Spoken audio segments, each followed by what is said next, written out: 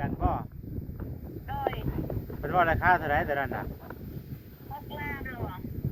6 ล้านบ่6 ล้านดีบ่ข้อยก็เมื่อยไปกันแล้วข้อยก็เราถามได้ถามอีกอยู่บ่จบจักเทื่อเนาะ บ่มันคือขึ้นดีกันน่ะเอ้ยมันคือขึ้นราคาอีกแจ็คเลยเขาว่ามีแต่6 ล้านนะแล้วเขาอยากซื้อแล้วพ่อแม่จะว่า6 ล้านกับเขาเลยเนาะเอาก็บ่ซื้อเอาก็หรอก็บ่ซื้อต้องกันแล้ว6 ล้านแล้วว่า7 ล้านนี่โอ้ยแต่ตะกี้น่ะเอ้ยว่าให้กระเต็กแล้วว่าตอนแรกน่ะว่า5 ล้านเนาะบาทบ่แซนไปเฮาพากันไปเบิ่งมื้อนั้นว่า6 ล้านบาทอีกวันนี้ว่า7 ล้านโดยโอ้มันก็บ่อยู่จุดเก่าโพดนี่ว่ากันเนาะ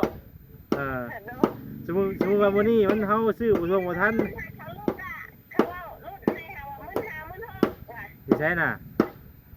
วันนี้เขาไปแทกเมื่อวานเนี่ยเพิ่นลดลงมาแล้วบ่ 15,000บ่โดย15,000น่ะไล่ซ้ำใดไล่ซ้ำที่เฮาแทกน่ะบ่กับไปเบิ่งมันเขาแทกกันเลยเราว่า15,000ลูกให้อยู่แต่เราว่าเราเมื่อไรหักบ่ต่อกันเนาะเขาว่าเราบ่ต่อกันเลยเนาะโยเนาะอ๋อสินดินที่เฮาไปอันไปเทกว่าเนี่ยเพิ่นว่ารถให้ไล่อยู่เนาะว่าลูกให้อยู่แต่กว้างๆมันน่ะซ้ำที่เฮาเว้ากันกับเพิ่นอยู่บ่อันซ้ำมัน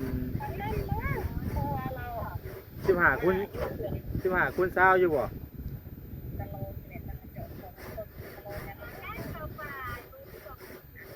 กระแทกเอาเข้ามายังได้แล้วเนาะเอาจะเดี๋ยวจังล้มกันแล้วจะเลิกโดยถ้าว่าเพิ่นขาย7 ล้านก็เฮาก็บ่ซื้อแล้วถ้าว่านั่นก็ มันก็ขึ้นเพิ่นก็บ่ได้อยากขายเนาะแต่เฮาไปเพิ่นก็บ่ได้อยากขายเด้ โอเคจ้ะเอ้ยโดยเดี๋ยวจะคุยกันกับเจ้าของดินผู้นั้นจ้ะครับว่าเพิ่นสิลดให้ประมาณ15,000จ้ะโอเคโดยเอาใจละลายเอ้ยยังว่าก็เด้อขึ้นเบิ่งก่อนบัดนี้ ถ้าว่าไปมันก็สิบ่มีเดียวก็สิโทรหามีหยังแล้วก็สิโทรเอาเลยบัดนี้เด้อให้มันแน่นอนแล้วก็จังสิโทรหาเอาบัดนี้น่ะเจ้ามีเบอร์เจ้าเองได้บ่เบอร์บ่ชื่อบ่บ่ชื่อเบอร์เจ้าของเนาะเจ้าอันกดเช็คเบิ่งเบอร์เองอันเจ้าของเองก็ได้กดอันดอกจัน11แล้วก็0สี่เหลี่ยมโทรออกมันก็สิขึ้นเบอร์เฮาขึ้นมาเองเลยแล้วก็จดไว้ในเด้อเลยก่อนสิโทรไปเอาคุยกับเจ้าเองมันจะง่ายนะไม่อย่างก็จะเป็นโทรคุยทางโทรศัพท์รถโอเคใช่กับเจ้ากดเบอร์เจ้าหน้าโทรมาเจ้ากดเอาโทรศัพท์เจ้าหน้ากดเบอร์ข่อยโทรมาเข้ามาเบอร์ข่อยก็ได้มันจะง่ายโอเคเข้าใจเลยโดยเข้าใจสบายดีไอ้สบายดีสบายดีเป็นจังใดบัดนี้เป็นจังใดคุยกับปวดหัวแล้วเหมือนกันเลยคุยกันว่านี่เนาะโดยอันดับแรกเนาะตอนแรกนี่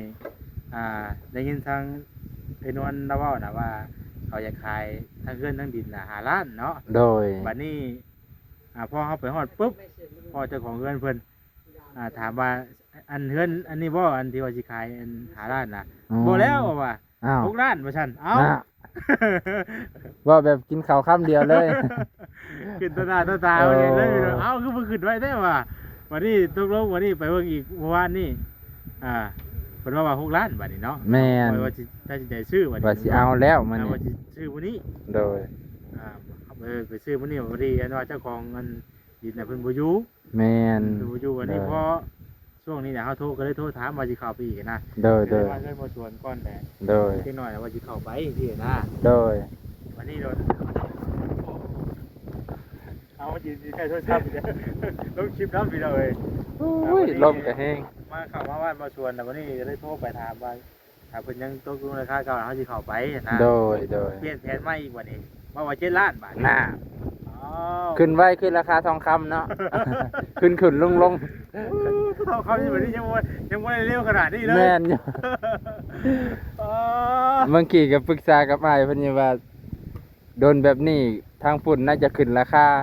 พอโทรไปหาปึบขึ้นอีหลี มีอะไรที่ แม่น โอ้ยเดี๋ยว ว้าวบ่ขาดค เอาเรื่องกับไปเบิ่งน้ำกันเนาะมาดูมาดู โด ไป ย น้ำกัน โดย ว่าอะไรกับผู้ ำไปเบิ่ง มา น้ำ พูด กัน น้ำกันว่าราคานี่ว่าอะไร โดย พอเฮามาออกวันนึงมันขึ้นอีกได้โอ้ย ถ้าเบิ่งอีก 2-3 มื้อหน้านี่จักว่าสิขึ้นฮอด 7-8 ล้าน มาชวนมาแม่ขายโอ้ดีสิ เอ เนาะ อ บ่ขอนำบ่สวนนี่สิได้บ่ โอ้ดีหลายอยู่ เอ เนาะ อ10คูณ10 เอ้ยพี่น้อง เอ้าไปพี่น้อง แล้ววันนู้นเลยเฮา โดย เดี๋ยวจังเว้ากันใหม่แต่บัดนี้เนาะปรึกษากับทางผู้ใหญ่วันนี้ก่อน โดย เฮากับหน่วยเนาะมันมันจะคิดว่าได้ๆเนาะมันแบบว่ามันเปลี่ยนไปเรื่อยๆสินะ แม่นอยู่ทางพุ่นก็ตัดสินใจยากเลย มาแล้วกับทางนั้นก็บ่ได้อยากขายสินะ อ๋อ เอาง่ายๆคือว่าไปคันได้ราคามากก็สิขายให้สินะ โดยเว้า ขึ้นไปโพด มิดดินหันบ่ได้หลายเพิ่นพี่น้องแต่อยากได้ราคาสูงอันนี้ก็จักสิว่าจังได๋ โอ้ยมันก็เจาะอยู่เนาะ แม่ มัน คัน ลายไปเลยนะ ดินงามคือบ่สวนนี่ โอ้คันว่านี่เขาว่าดินนี่ แม่น ซ้ำสวนนี่ ซ้ำสวนนี่โอ้มื้อหนึงก็พอเอาคันซ้ำนี่ นี่เนาะ แม่น บ่ซ้ำสวนบ่สวนนี่ ตะแม่พี่น้อง ขึ้นไว้พวกเนาะ จ้ะ เรื่องบ่จักคนสิว่าได้ข่อยไปทายกันข่อยก็ บ่นุ่งกะอันเป็นไปตามที่คิดไว้อีหลีแม่พี่น้องแค่คิดนี่ยังบ่ทันดอกออกมา แม่ดีสิ แม่นอีหลีเพราะว่าลูกเพิ่นกะบ่ว่าเพิ่นดอก แต่ว่ามันก็การตัดสินใจของเพิ่น บ่มันอยู่แต่ว่าเขาบ่ได้เว้ากันแล้วสินะ นะแต่ว่าคือ คุยกันแล้ว โดยถึกและก็ได้เว้าตกลงปรงใจ แล้วก็ยังเป็นอยู่หมดนี้ คล้ายๆว่า ตอนที่แรกกัน5 ล้านขึ้นไปฮอดหน้า6เฮ็ดไปเฮ็ดมาฮอด7บากันเอาลูกเอาหลานมาก็สิฮอด8 9ในแบบพี่น้องแม่นคล้ายๆว่าช่วงได้โอกาสเพิ่นก็อยากกอบโกยไว้เลยนะ คิดเบิ่งก็สิแบบนี้แหละพี่น้องเนาะจังซี่ก็มีพี่น้องคือเพิ่นเว้าบ่ขาดคำตัดสินใจยังบ่แน่วแน่อยากขายแน่บ่อยากขายแน่ตามเบิ่งคือแบบว่าเพิ่นสิมาซื้อจังได๋กูก็เอาราคาแพงๆไว้ก่อนแบบนี้แท้จริงบ่เบิ่งดินว่ามันหลายหรือมันน้อยพี่น้องนะโอ้คนเฮานี่เนาะบ่เป็นหยังพี่น้องเพิ่นบ่ขายเฮาก็บ่ซื้อ บ่ขายบ่ซื้อเฮาก็ไปซื้อหม้องใหม่ซื้อที่มันดีกว่านี้อาจจะมีซ่าแน่แต่สิได้ของงามหมดล่ะเนาะคือเพิ่นว่าได้ทำช้าๆได้ผ้าริมงามเพิ่นว่าพี่น้องเนาะเอาบ่เป็นหยังมื้อนี้ก็บ่นงได้ถ่ายเบิ่งบรรยากาศของอ้ายเพิ่นได้คุยโทรศัพท์กับเอ่ยนวลเนาะติดต่อหาทางบ้านปากกล้วยเพราะว่าตอนนี้พวกอ้ายเพิ่นก็อยู่นำเพิ่นบ่สวนให้พี่น้องนะขนาดว่าตั้งแต่เที่ยงพุ่นเพิ่นหากะมาอันนี้ก็ประมาณบ่าย3เลยพี่น้องถ้าไปถ่ายอยู่พุ่นก็น่าจะโดนพอสมควรเอ้ามันนี่ก็ขอบใจขอบพระคุณให้พี่น้องเหตุการณ์ทันใจได้มานี่นะ